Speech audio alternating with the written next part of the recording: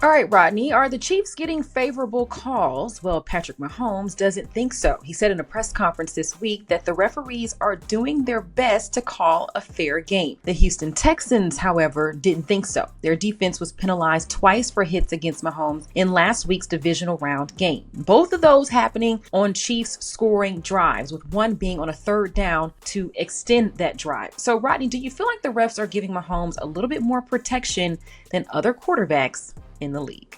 1000%. And I think they should. This is a couple of months ago, we were talking about Zion Williamson, and the NBA did not protect the asset that is Zion Williamson. The NFL is protecting the asset in Patrick Mahomes. Don't you breathe your hot lineman breath on Patrick Mahomes, okay?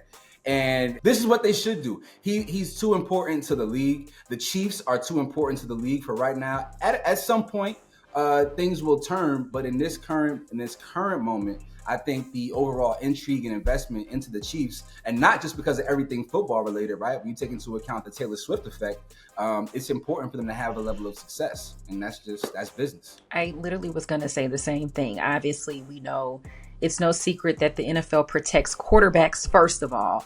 But when you're a star like Patrick Mahomes, you get extra protection.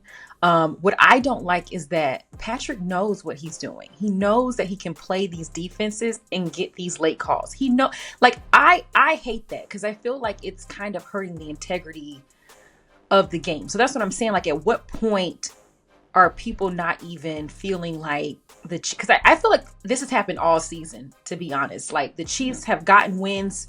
They, or whatever their record is, what are they, 15-1, 6? I don't know, whatever they are, 16-1, and they're barely beating teams, and the wins are coming off of these late hit calls or some like call that is just so egregious. You're like, okay, and people are like the Chiefs not even hitting on nothing, but they're getting the calls. Like, I don't think that it's fair.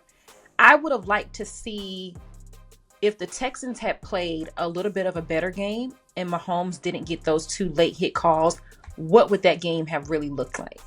I think these kind of situations stoke the fire of fan emotion. And anytime that you have emotion, for real, you have investment. Yeah. And the NFL is all about storylines. A couple of years ago, everybody wanted to see Patrick Mahomes because he was so incredible. And now people want to see Patrick Mahomes because they want to see him lose, which is a very, very big shift in narrative and how people are viewing the Chiefs and Mahomes, which I think the NFL is doing a great job in managing and creating storylines, right? Like, the hero turns villain. And I'm all for that. I wish the NBA had more of this. We'll talk a little bit more about that later. But I also respect that Patrick Mahomes understands that you got to die with the lie, right? Like, as somebody who is a retired cheater, I know that you gotta die with the lie, because you can't. What?